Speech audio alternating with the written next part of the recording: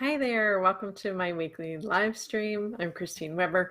This week I'm going to be talking about yoga and insomnia. I usually just wait a few moments before I get rolling because the Facebook algorithm takes a while to kick in to tell people that I'm on live so that people can join the live stream. So while we're waiting, I thought I would tell you about a couple of things. If you don't want to listen to this, just forward it for about a minute if you're listening after the fact, and you'll get to the juice of the yoga and insomnia talk.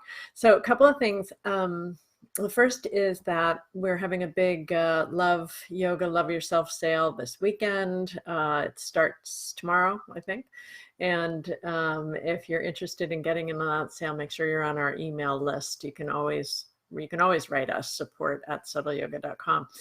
If you are getting emails from us, make sure to check your email so you can see what's going on with the sale. And then also, if you're not getting emails from me, but you think you might be, sometimes you just have to go to Google or to Gmail rather, and pull my email from promotions over into your inbox. I try to only write once a week. Like I try not to flood people's inboxes, but when we're having a sale, sometimes we'll have 3 or 4 emails, one a day. And, so sorry if it's annoying. You can always unsubscribe from that promotion.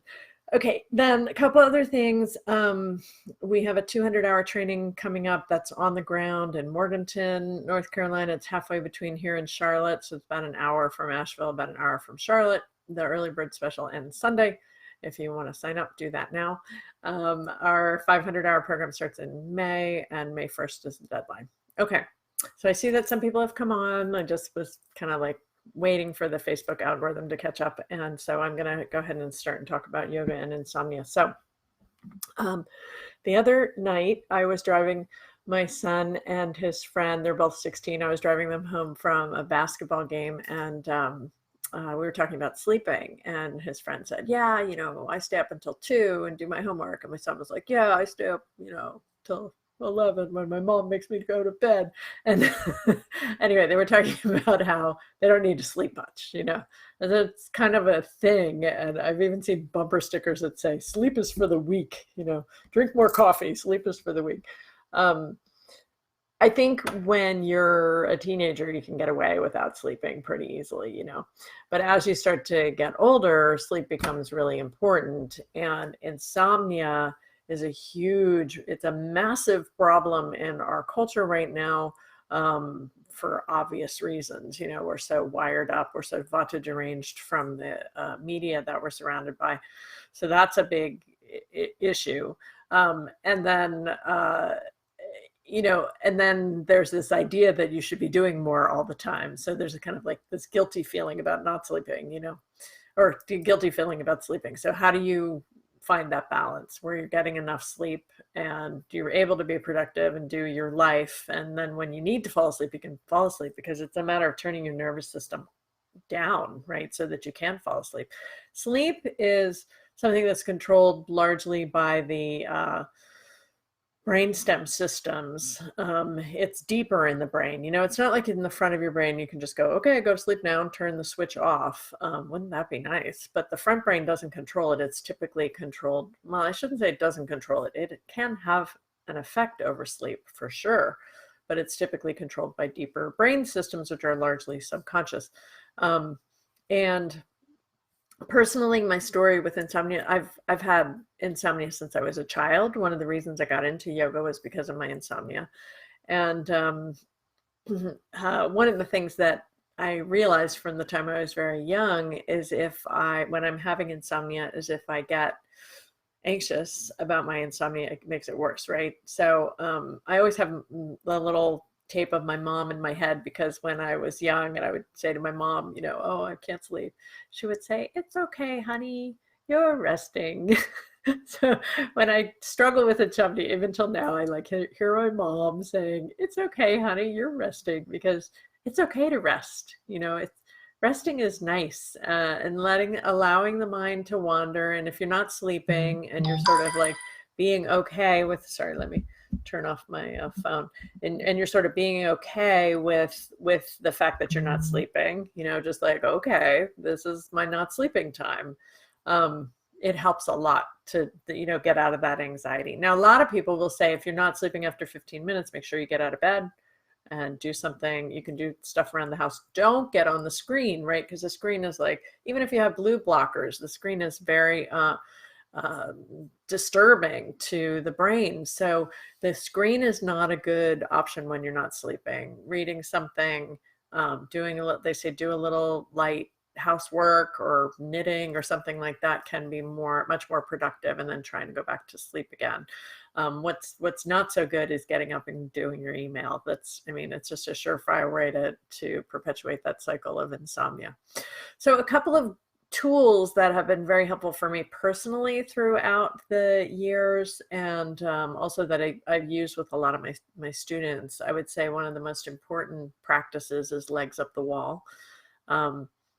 15-20 minutes before you get into bed, have your little legs up the wall space in your room, or somewhere in your house, a quiet place in your house where you can lie down and put your legs up. So what that does is it tricks the baroreceptors that are located in your carotid artery as well as in your heart, and they're monitoring your blood pressure all the time. So when you get upside down, the blood starts to flow. It's not that it's flowing in greater volume, it's just the pressure is not as great in the legs, right? So it's a closed system. It's not like it flows faster or anything. There's less pressure in the legs, which starts to tell the heart a little bit more pressure in the upper part of the body, and the body's trying to adjust to that pressure. So you're tricking your baroreceptors into releasing a cascade of soothing hormones that takes the nervous system down, that just kind of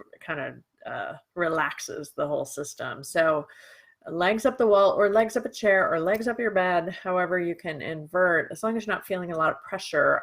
I have worked with people who can't do it because it's too much pressure in the chest, or it's, for some people, too much pressure in the head or the eyes, not even shoulder stand, right, or headstand, but just in that kind of simple inversion. For some people it's too much, so you got to pay attention to it. But for many people, I even have students who fall asleep like that with their legs up, and then they get up and go to bed. So 15 or 20 minutes, that's a great technique from the yoga tradition. That's my first one.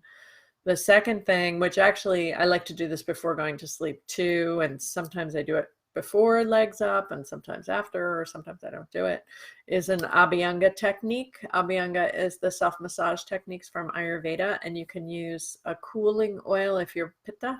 So maybe like a coconut oil, and sesame oil is good too, because it's kind of good for everybody. It's tridoshic. Although don't get toasted sesame oil. You smell like a Chinese restaurant. You want regular, pure expressed sesame oil, and a little bit of that, and then you massage really good into your feet. So the bottoms of the feet really love, right? They really love this deep and oily massage. To prevent the oil from getting all over my sheets, sometimes I wear a little pair of socks. And yeah, I don't like to be super greased up. Some people don't mind it, but I don't like my sheets and everything to be all greasy. So I just put it on, I massage it into my feet about 10 minutes, like 5 minutes each foot, give it a really good massage. That can be a great way. And then you can also put a little bit of the oil in your ears too. The ears open, in Chinese medicine, they open to the kidneys, related to adrenaline glands, of course, and these cycles of being awake and asleep. So, well, it's more complicated than that, but there is, the ears can be a nice place to add a little what's called olation, the oiling, a little bit of oiling to the ears to help with insomnia. Let's see, what other things I wanted to say. Another thing that has helped me over the years is eating smaller dinners, like trying to have more of my calories towards the beginning of the day, breakfast and lunch, and then less food for dinner. Oftentimes, for me, insomnia can be related to indigestion. So I try and make sure that I'm careful with dinners.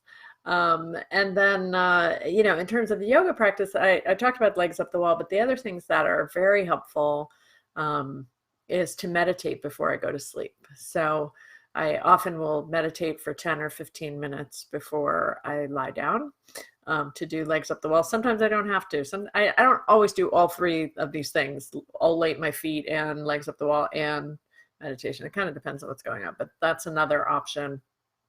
And then with pranayama, you want the gently increasing your exhale pranayamas, right? So inhale 4, exhale 4, inhale 4, exhale 5, inhale 4, exhale 6, inhale 4, exhale 7, that kind of gentle progression. And for me personally, I often don't get further than 8 or 10. But some people it's easy. So you never want the exhale to put you in a place where you feel like on the inhale, right? So the exhale should always be very, very calming to the nervous system. So I hope that's helpful. Okay, so I'm going to wrap up my yoga and insomnia talk now. I want to thank you, those of you who were able to join me. And if you're watching this later, if you could leave a comment, that would be great. Thank you, Sally and Tommy, for letting me know that you're here. But if you can, if you watch it later, please leave a comment and let me know what you think. And let me know if you have any tips about insomnia that you want to share too. Thanks for being here, and I'll see you next week. Oh, actually, I'll probably be doing a couple of little live stream brain tips over the weekend, so check those out when you get a chance. Okay, namaste.